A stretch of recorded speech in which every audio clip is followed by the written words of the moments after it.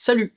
Depuis quelques mois, j'ai récupéré une petite collection d'objectifs de projecteurs. Quel intérêt, me direz-vous, si j'ai pas de projecteur? Ils sont capables de projeter une image d'un côté, ils sont aussi capables de faire l'inverse. Donc de se servir d'optique, d'appareil photo ou de caméra. Alors non, ils sont pas optimisés pour, il n'y a pas de diaphragme, vous voyez, il n'y a aucun réglage dessus. La monture est un peu spéciale. Mais avec une imprimante 3D, j'ai créé des adaptateurs pour l'instant pour deux de mes objectifs.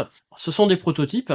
Un notamment pour le petit 50 mm, donc un Sinor f1.5 des années 50, qui était sûrement un objectif de projecteur de 8 mm ou de 16 mm, je ne sais pas trop. Il ne couvre pas le 24-36, donc je l'ai monté bien sur micro 4 tiers. Ça donne un rendu très sympa, avec quelque chose d'original, car c'est sûrement une formule dérivée des objectifs Petzval du 19e siècle, comme l'homographie a sorti il y a peu. Et pour les portraits, ça donne vraiment bien. Je l'ai même utilisé donc en concert et en mariage, et je suis vraiment content du résultat que j'ai eu.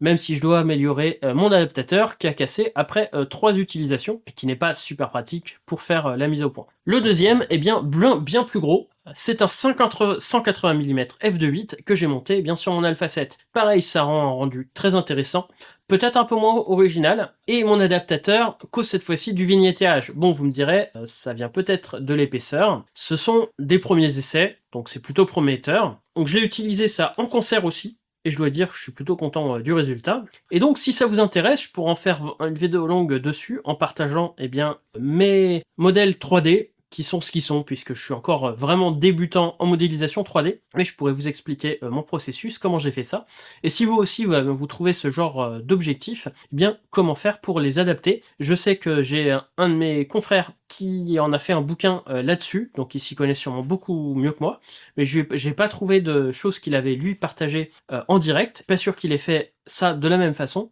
donc je pense que ça peut être quelque chose d'intéressant à partager. Sur ce, je vous donne rendez-vous très bientôt pour une nouvelle vidéo. Soyez authentiques et atypiques, à très bientôt, salut!